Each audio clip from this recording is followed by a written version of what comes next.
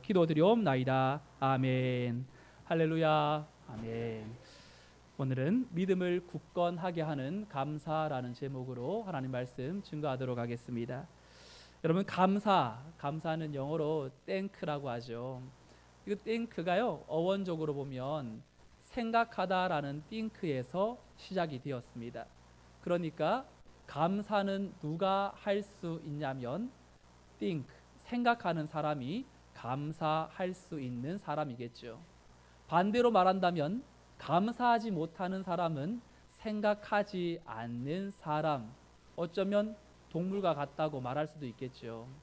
여러분, 감사는 제2 외국어를 배우는 것처럼 너무 쉬운 것 같지만 또 잘 안 되는 것이 이 감사가 아니겠나 싶습니다. 여러분들은 이번 한 주간 감사합니다, 정말 감사해, 고마워, 이런 표현들을 좀 많이 사용하셨어요? 아니면 불평과 원망과 좀 아쉬움을 많이 토로하며 살아오셨습니까? 가까운 사람에게 특별히 감사하다라는 표현을 하는 것이 참 어렵죠. 가족들에게 당연한 것인 줄 알고 그저 그 자리에서 묵묵히 수고하고 헌신하고 희생하는 섬김을 우리는 너무 참 익숙하다라는 이유로 인해서 잘 감사를 표현하지 못한 것 같습니다.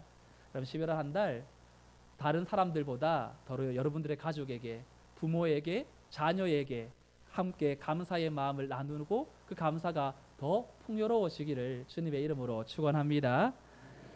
바울은 감옥에서 골로새 지역 교회 성도들에게 편지를 쓴 것이 골로새서입니다. 여러분, 감옥에는 어떤 환경인지 우리가 생각지 않아도 또 잘 알 수 있지 않습니까? 바울이 있는 감옥은 그렇게 빡빡한 감옥은 아니었어요. 일정한 거리를 오갈 수 있는 가택연금인데 그래도 자유인들보다는 좀 제약이 많은 곳이 감옥이 아닙니까? 그런데 감옥에서 그가 골로새 교회 성도들에게 편지를 쓰면서 감사라는 단어를 굉장히 많이 사용합니다.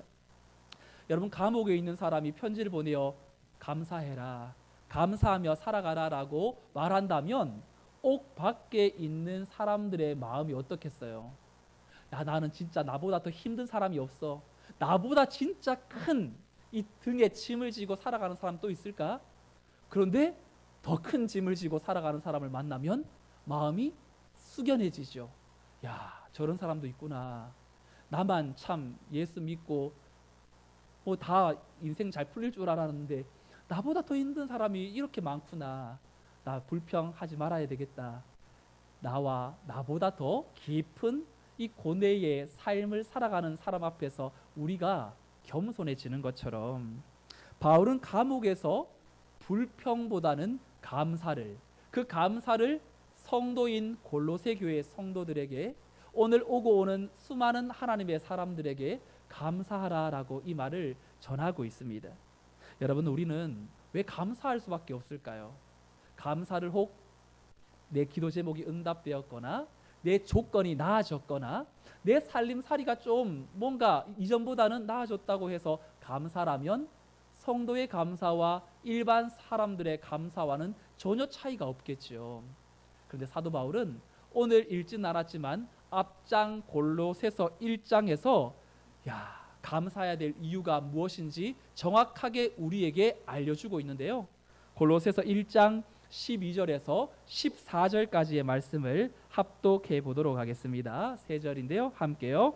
우리로 하여금 빛 가운데에서 성도의 기업의 부분을 얻기에 합당하게 하신 아버지께 감사하게 하시기를 원하노라. 그가 우리를 흑암의 권세에서 건져내사 그의 사랑의 아들의 나라로 옮기셨으니 그 아들 안에서 우리가 속량 곧 죄사함을 얻었도다. 아멘. 바울은 우리가 감사해야 될 이유를 두 가지로 말하는데, 예수님이 우리를 흑암의 권세에서 건져내어 그의 사랑의 아들의 나라로 옮기셨기 때문이고, 그리고 우리를 그 예수 그리스도 안에서 속량 곧 죄사함을 얻도록 해주셨기 때문에 성도는 감옥에 있든지 일이 잘 풀리든지 어떤 상황이든지 감사할 수밖에 없다고 이야기하는 겁니다. 제가 이 두 이야기를 고로새서 1장 12절에서 14절까지의 감사해야 될 이유를 좀 다른 이 의미에서 한번 설명드려 볼게요. 여러분, 세계적으로 유명한 물리학자가 있습니다. 여러분 이름만 들어보면 잘 아는 사람인데 바로 스티븐 호킹 박사라고 들어보셨을 거예요. 근데 이분이 21살 때 루게릭 병에 걸려요. 근육이 말라 들어가는 거 있죠. 그래서 끝내 짧은 인생밖에 못 사는 그러한 루게릭 근육 마비병에 걸려서 병원에서는 2년밖에는 못 살 겁니다 라고 이렇게 진단을 받아요. 그런데 그 후에 55년을 더 살게 돼요. 그러면서 그가 발견했던 두 가지 이론이 있는데, 하나는 이 빅뱅 이론이고요, 또 하나는 블랙홀 이론입니다. 여러분 들어보시는 것처럼 빅뱅 이론은 우주가 만들어질 때 큰 폭발이 있었고 그 폭발 때문에 이 조각들이 떨어져 나가면서 우주가 생겨났다고 말하는 주장 이론인데요. 요즘 아이들이 과학 시간에 우주의 기원, 우주의 생성을 배울 때에 다루는 그러한 과목, 바로 빅뱅 이론이라는 내용을 공부합니다.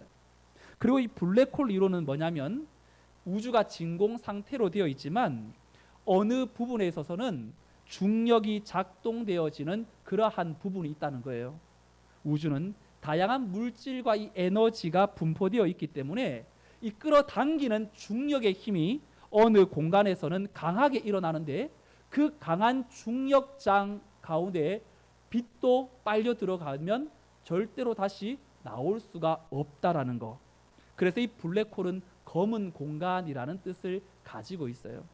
여러분, 이 세상에 우리가 살아가는데 많은 사람들이 우주는 어떻게 돌아가고 있고 우리는 어떻게 오늘 숨을 쉬며 살아가며 이 세상과 자연, 우주 만물은 어떤 원리에서 돌아가는지 신경 쓰면서 살아가는 사람은 잘 없을 거예요. 그리고 잘 모르기도 하고요. 그런데 우리가 살아가는 세상 속에 놀라운 사실 하나가 있다면 바로 하나님께서 우주를 창조하시고 사람을 만드신 그 하나님이 계신다라는 사실입니다. 그래서 우리는 하나님의 눈에 보이지는 않지만 사람들은 하나님이 없다고 그저 오늘 하루 또 되는 대로, 또 내가 원하는 대로, 내 느낌대로 살아가지만 우리 성도는 좀 달라요. 죄의 권세, 블랙홀에 빠져서 빛을 볼 수 없었던 우리를 향하여서 하나님께서는 온 우주 만물의 비밀 하나를 알게 해주셨는데, 그 하나님이 계시다는 것도 놀라운데 그 하나님에게는 아들이 계신다라는 사실 또한 비밀이었습니다. 그런데 하나님의 때에 하나님께서 그 아들을 이 블랙홀 죄의 권세에 빠져 있는 이 세상에 예수님을 아기 예수, 어린 아기로 사람으로 보내셨어요. 그리고 그 예수 그리스도를 통해서 죄의 블랙홀에 빠져 있는 사람들을 하나님의 나라로 건져내는 일에 하나님께서 그 아들을 우리에게 보내셨다는 것입니다. 그래서 하나님은 14절에 보니까 그 아들 안에서 우리가 속량 곧 죄사함을 얻었도다. 여러분, 속량이라는 말 좀 생소한 단어죠. 언제 쓰냐면 인지를 보상금을 주고 데려올 때 속량, 몸값이 지불되었다라고 말하는 거예요.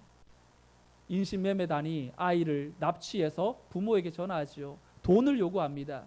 그리고 그 요구한 돈과 아이를 맞바꾸는 것이 속량값이잖아요. 마찬가지로 하나님은 단순히 돈 몇 푼을 주고 우리를 죄의 권세의 그 블랙홀에서 건져낸 것이 아니라 아들 예수 그리스도를 죽음에 내어놓고 그 아들의 죽음을 담보로 우리를 맞바꾼 것이 복음인 것이죠. 그래서 기독교는, 교회는 이 십자가에서 죽으신 아들 예수 그리스도를 증거하고 증거하며 자랑하는 그러한 것에 집중되어 있습니다.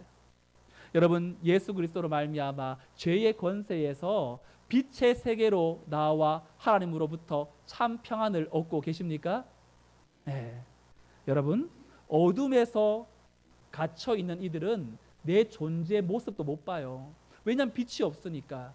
그런데 예수의 빛이 비칠 때 내가 죄인이라는 사실을 깨닫게 되고, 내가 정말 하나님의 은혜만 필요한 사람이라는 사실을 알게 되고, 내가 오늘 돈이 있다고 해서 내 인생이 마음대로 굴러가는 것이 아니라 이 재물을 통치하시고 다스리시는 하나님의 주권하에 있을 때만 내 삶에 가지고 있는 것이 의미가 있음을 우리는 발견하고, 내가 가진 걸 자랑하지 않고 내가 믿는 하나님을 자랑하는 줄로 믿습니다. 그래서 오늘 우리는 이 예수 그리스도로 말미암아 흑암의 권세에서 빛의 나라로 하나님의 자녀가 되었다면, 오늘 우리는 빛을 경험한 성도답게 살아야 할 세 가지의 삶이 있는데요. 오늘 15절에서 17절까지 그 한 절 한 절에 담겨 있는 빛을 경험한 성도의 삶을 함께 살펴보려고 합니다. 첫 번째, 빛을 경험한 성도의 삶은요, 함께 읽어볼까요? 화면 띄워주실까요? 함께 읽어볼까요? 시작. 그리스도의 평강으로 마음을 주장하게 하라. 여러분 15절에 보면 그리스도의 평강이 너희 마음을 주장하게 하라. 너희는 평강을 위하여 한 몸으로 부르심을 받았나니 너희는 또한 감사하는 자가 되라. 여러분 15절에 주장하게 하라 할 때 주장하다는요, 결정하다, 지배하다, 다스리다라는 뜻을 가지고 있습니다. 여러분 재성을 가지고 있는 사람이 대체로 여러분 긍정적인 것 같으세요? 좀 부정적인 것 같으세요? 부정적인 것들을 좀 더 빨리 생각하는 경향이 있어요. 성공보다는 실패하면 어떡하지? 이 실패를 좀 먼저 생각하고, 희망보다는 절망을 생각하고, 감사보다는 불평을 먼저 생각하고, 도전보다는 포기를, 용서보다는 원망을, 신뢰보다는 의심을 더 빨리 생각하는 것이 죄를 가지고 있는 이 마음의 불안함인 거죠. 근데 이런 마음의 중심을 부정에서 긍정의 개념으로 결정하고 지배하는 것이 바로 그리스도의 평강입니다. 사랑하는 성도 여러분, 그리스도의 평강이 여러분들의 마음과 삶을 다스리기를 원하십니까? 이 평강은요, 하나님과의 관계에서 주어지는 겁니다. 성경에서 말하는 평강은요, 하나님과의 관계에서 비롯됩니다. 여러분, 내가 여러분들과 좀 친해지고 싶어요. 그러면 내가 저 사람과 이제 친해질 거야, 결심만으로 이게 관계가 형성되는 겁니까? 아니잖아요. 쌍방적인 거죠. 관계는 내가 원한다고 되는 것이 아니라 함께 같은 마음을 품을 때 그 관계는 형성되는 것이잖아요. 그런데 사람들은 태어나서부터 어딘가에 속해지기를 원합니다. 나 혼자 내버려 두는 것이 너무 두려워요. 갓난아이가 왜 그렇게 울며 이 세상에 태어나서 무엇을 붙잡으려고 하고 손에 힘을 꽉 쥐고 태어나서 그 부모의 사랑 가운데 소속되기를 원하는 것처럼, 여러분 요즘 개인주의가 너무 확산되다 보니까 독거노인의 고독사, 장애인의 고독사, 일자리를 잃고 사회에 적응하지 못하는 사람들의 이 고독사가 너무너무 많이 늘어나고 있는 추세라고 합니다. 그럼 고독사가 뭡니까? 주변에 아무 사람도 없이 혼자 죽는 걸 고독사라고 하잖아요. 여러분, 왜 그 사람은 그렇게 안타깝게 고독한 죽음, 또 고독한데 그걸 누구에게 의지할 이조차 없이 관계에서 이렇게 끊어져 힘들어하고 있는 이유, 다양한 이유가 있겠지만 어쩌면 하나님과의 그 관계에서 평강을 얻지 못한 것이 어쩌면 제일 큰 원인이 아니겠습니까?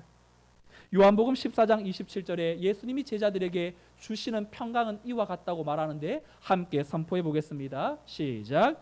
평안을 너희에게 끼치노니 곧 나의 평안을 너희에게 주노라. 내가 너희에게 주는 것은 세상이 주는 것과 같지 아니하니라. 너희는 마음에 근심하지도 말고 두려워하지도 말라. 아멘. 여러분, 우리는 근심이 너무 많은데, 두려움이 너무 많은데 근심하지 말고 두려워하지 말래요. 이보다 더 큰 이 은혜가 어디 있습니까? 주님이 주시는 은혜가 무엇이길래 외부적 흔들림에도 요동하지 않고 중심을 잡을 수 있는지 여러분 경험해 보신 분들은 알겠죠. 여러분, 하나님은 우리에게 너 평강을 어디서 찾고 있느냐? 혹 너 예수 믿으면서 하나님을 믿는다고 하면서 세상의 것 의지하며 두 마음을 품고 있지는 않느냐? 하나님은 두 마음을 품은 사람을 너무너무 싫어하십니다. 왜냐하면 두 마음을 품는다는 것은 이쪽과 저쪽 모두의 마음을 주어 더 나에게 유익한 쪽으로 끌려가기 때문에 예수님이 라오디게아 교회를 왜 토하여 내치리라고 말합니까? 그들의 믿음은 차지도 덥지도 않는 미지근한 신앙이었기 때문에 그들의 신앙은 하나님에게 기쁨이 되지 않고 가식이 되었기 때문에 성도는 하나님의 평강으로 살아가는 사람들인 줄로 믿습니다. 여러분, 하나님의 평강이 우리 가운데 임하면 큰 고통 가운데에도 참 힘들고 어려운 그 상황에서 다시금 치고 올라가는 것이 살아계신 주 나의 참된 소망 걱정 근심 전혀 없네 사랑의 주 내 갈 길 인도하니 내 모든 삶의 기쁨 늘 충만하네. 여러분, 환경은 우리에게 슬픔은 줄 수 있어도 절망은 줄 수 없는 건 그리스도의 평강을 소유한 이들에게 나타나는 특별한 은혜이죠. 여러분, 이 한 주간 또 이 한 삶을 살아갈 때에 그리스도의 평강 이외에 다른 것으로 썩어져갈 일시적이고 현세적인 것에 마음 빼앗기지 말고 하나님 오늘도 그리스도의 평강이 내 삶을 주장하여 달라고 그 기도로 하루를 시작하기를 주님의 이름으로 축원드립니다. 두 번째, 빛을 경험한 성도의 삶이 있는데요. 함께 읽어보겠습니다. 그리스도의 말씀으로 풍성하게 채우라. 오늘 본문 16절 말씀 26절 말씀도 같이 읽어보겠습니다. 시작. 그리스도의 말씀이 너희 속에 풍성히 거하여 모든 지혜로 피차 가르치며 건면하고 시와 찬송과 신령한 노래를 부르며 감사하는 마음으로 하나님을 찬양하고 아멘.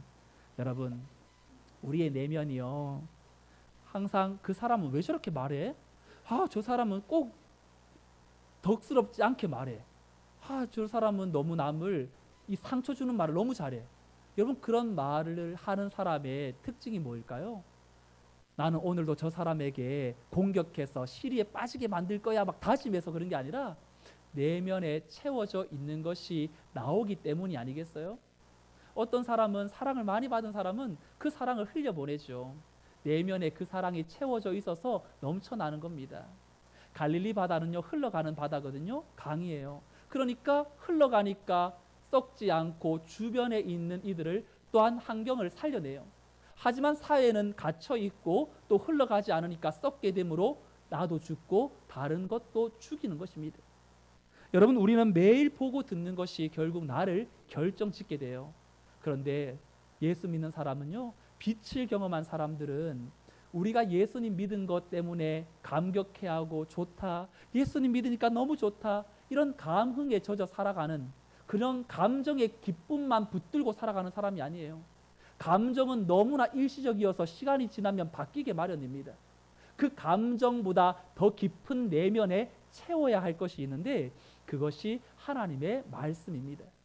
성경은요, 우리에게 말씀으로 채우지 않으면 어떤 일이 일어날 것인지를 예수님이 비유를 통하여 우리에게 말씀하시는데 오늘 말씀 마태복음 12장 43절로 45절의 말씀을 함께 읽도록 하겠습니다. 말씀을 채우지 않을 때 나타나는 현상이 이런 것인데요. 함께 읽어볼까요? 시작.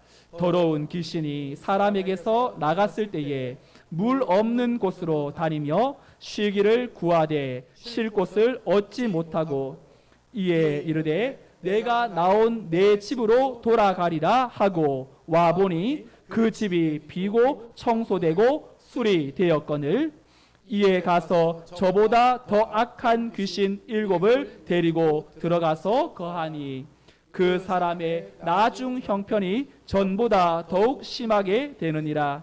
이 악한 세대가 또한 이렇게 되리라. 아멘.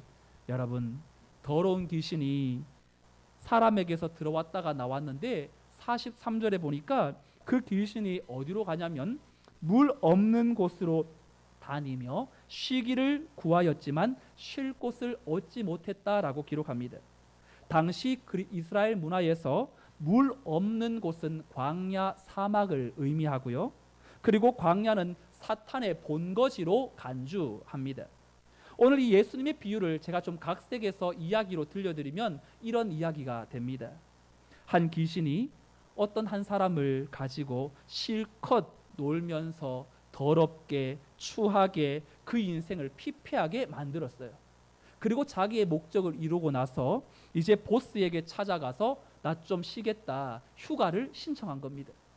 그런데 우두머리 사탄이 그 귀신을 향해서 야, 겨우 그 정도로 쉬려고 하느냐, 야단치면서 너보다 더 강한 귀신 6을 붙여줄 테니까 원래 나왔던 그 사람의 마음으로 들어가라.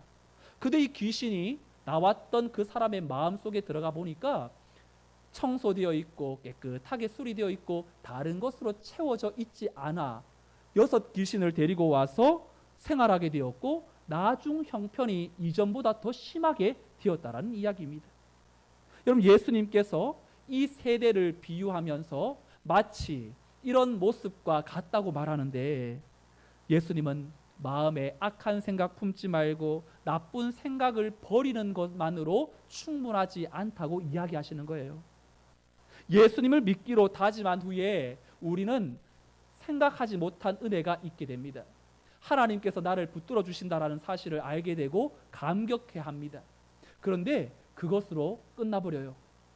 그 내면을 말씀을 읽고 말씀을 붙들므로 하나님이 원하시는 것을 채워야 그 사람은 선택에 있어서 옛날로 돌아가지 않아요.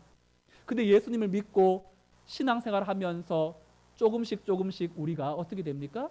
아, 신앙생활 하는 것도 이런 거구나, 뭐 별 다른 게 없구나, 마음 가운데 감격이 사라져 버린 분들이 참 많이 있죠.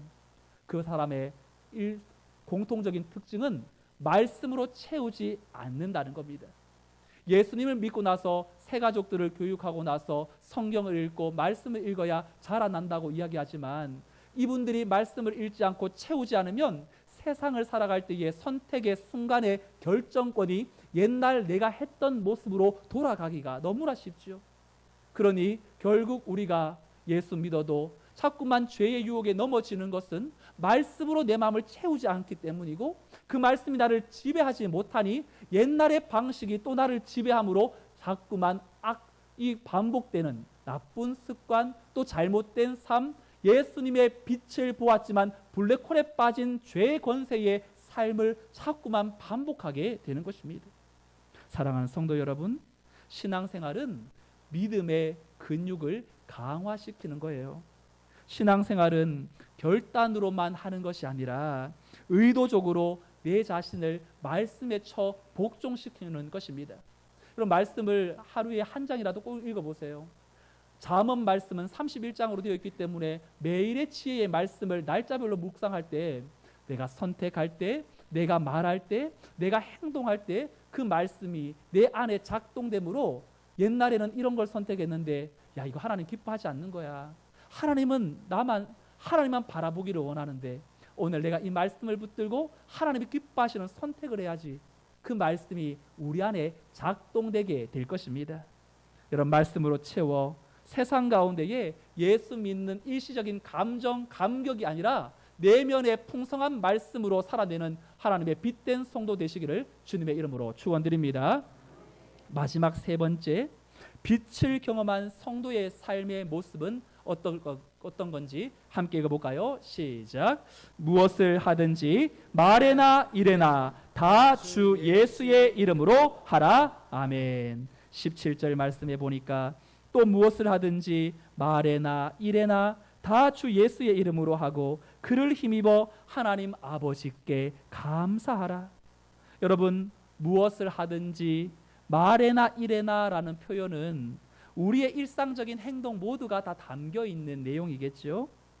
교회에 오는 것만 거룩한 게 아니라 설거지하는 것도 거룩한 것이고, 자녀를 양육하는 것도 거룩한 것이고, 내가 쓰레기 하나를 줍는 것 자체도 하나님 앞에서 거룩한 예배의 행위입니다.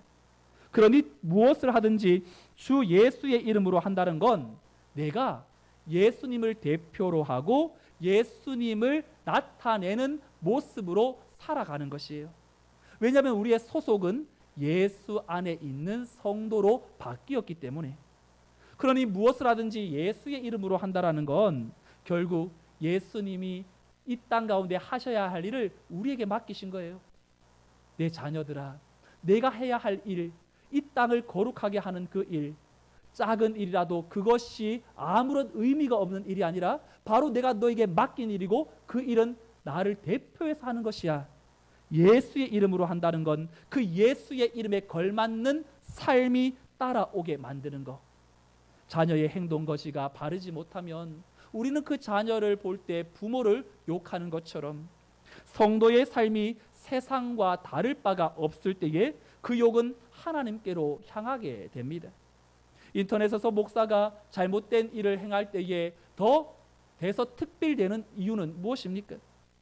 목사가 죄를 짓고 교회가 잘못된 길로 나아갈 때에 구설수에 오르는 것은 교회만큼은 뭔가 달라야 되는데 당신들만큼 그렇게 변질되면 어떡하냐라는 절규의 목소리가 아니겠습니까? 우리의 삶이 또 말과 행동이 그리스도의 이름으로 한다라는 건요, 예수님을 대표하는 것뿐만 아니라 우리의 삶이 그 예수님의 손에, 하나님의 손에 달려 있음을 선포하는 것입니다.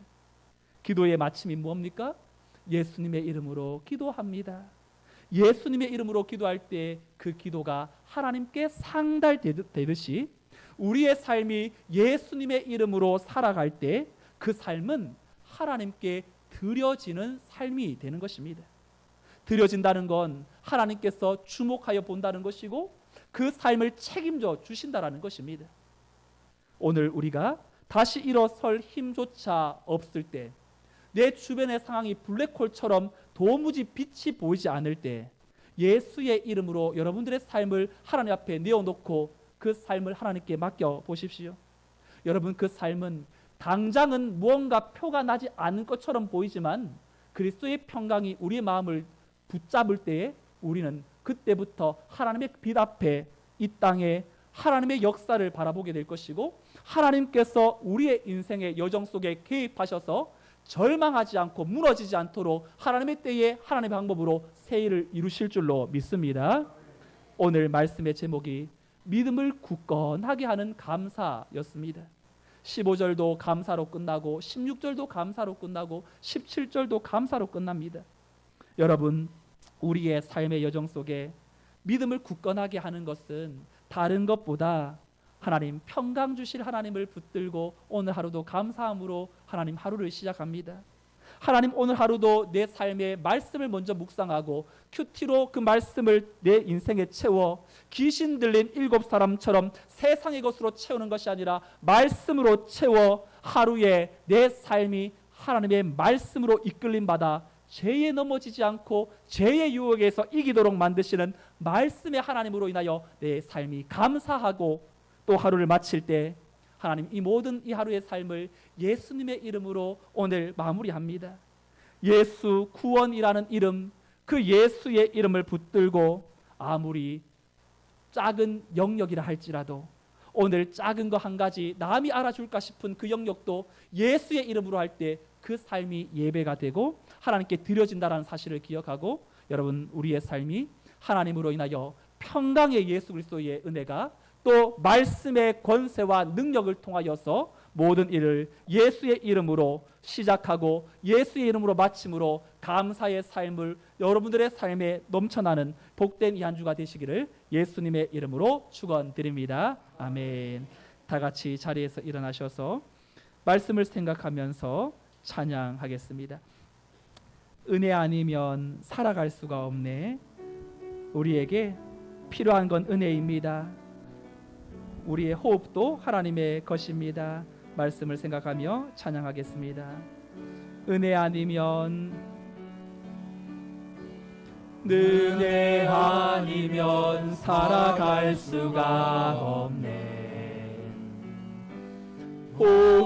호흡마저도 다 주의 것이니 세상 평안과 위로 내게 없어도 예수, 오직 예수뿐. 다시 한번 고백합니다. 은혜 아니면, 은혜 아니면 살아갈 수가 없네. 호흡마저도 다 주의 것이니 세상 평안과 위로 내게 없어도 예수 오직 예수뿐이네. 크신 계획 다 볼 수도 없고 작은 고난에 지쳐도 주께 묶인 나의 모든 삶 버티고 견디게 하시네. 다시 한번 고백합니다. 크신 계획 다 알 수도 없고 작은 고난에 지쳐도 주께 묶인 나의 모든 삶 버티고 견디게 하시네. 은혜 아니면 살아갈 수가 없네. 나의 모든 것 다 주께 맡기니 참된 평안과 위로 내게 주신 주 예수 오직 예수뿐이네. 참된 평안과 위로 참된 평안과 위로 내게 주신 주 예수 오직 예수뿐이네. 우리 같이 한번 기도하겠습니다. 어둠에서 빛으로 자신을 내어주심으로 어둠의 권세에서 풀려나 빛의 나라로 들어가게 하신 그 은혜에 감사함으로 이 한 주간 그리스도의 평강이 내 삶에 채워지게 하여 주옵소서. 그리스도의 말씀이 내 안에 풍성하게 거하여 삶의 기준이 하나님 말씀이 되게 하여 주옵소서. 옛날 살았던 방식으로 돌아가지 않게 하여 주시도록 무엇을 하든지 말에나 일에나 다 주 예수의 이름으로 하는 그 인생을 하나님께서 붙들고 계시오니 내 삶은 주님의 것입니다. 주님께 붙들렸습니다. 주 예수의 이름에 합당한 삶을 살아가게 하여 주옵소서. 함께 통성으로 기도하겠습니다. 하나님 아버지 감사합니다. 우리를 빛으로 불러주시고 그 흑암의 권세에서 우리를 이끌어내어 주셔서 하나님의 자녀 삼아 주셨으니 우리가 조건으로 감사하는 것이 아니라 우리의 존재 자체 그리스도의 그 속의 은혜로 말미암아 감사하게 하시고 그리스도의 평강이 내 안에 흘러넘치게 하여 주옵소서. 그리스도의 말씀이 내 안에 풍성하게 거함으로 삶의 기준이 하나님의 말씀이 되게 하여 주옵소서. 옛날의 방식으로 살아가지 않도록 내 안에 말씀으로 채워 하나님의 선하신 뜻을 맛보게 하여 주옵소서. 무엇을 하든지 일에나 말에나 다 주 예수의 이름으로 함으로 예수의 이름에 합한 나의 삶이 되게 하여 주옵소서. 예수의 이름 붙들고 살아가는 나의 삶을 눈동자처럼 지켜주시고 보호하여 주시옵소서. 오늘 우리 모든 주의 권속들의 삶을 기억하시고 주의 크신 능력의 손에 붙들려 한평생 하나님을 만나 믿음의 선한 싸움을 싸워 승리하는 하나님의 자녀들 다 되게 하여 주시옵소서. 그리하여서 예수 그리스도로 말미암아 감사하며 기뻐하며 감격해하며 살아갈 수 있도록 은혜 내리워 주옵소서. 인도하시는 하나님의 사랑 앞에 설 수 있도록 우리를 은혜 내리시고 예비하시는 은혜로 붙들어 주시옵소서. 하나님 감사합니다. 하나님 아버지, 예전에는 당한 일과 일어난 일들로 인하여 근심, 염려, 노심초사하며 다 거기에 내 마음을 쏟아내었지만 예수님 때문에 이 모든 어려움도 해결되리라, 지나가리라, 하나님의 손안에 있으리라 다짐하며 믿음으로 살아오게 하시니 감사드립니다.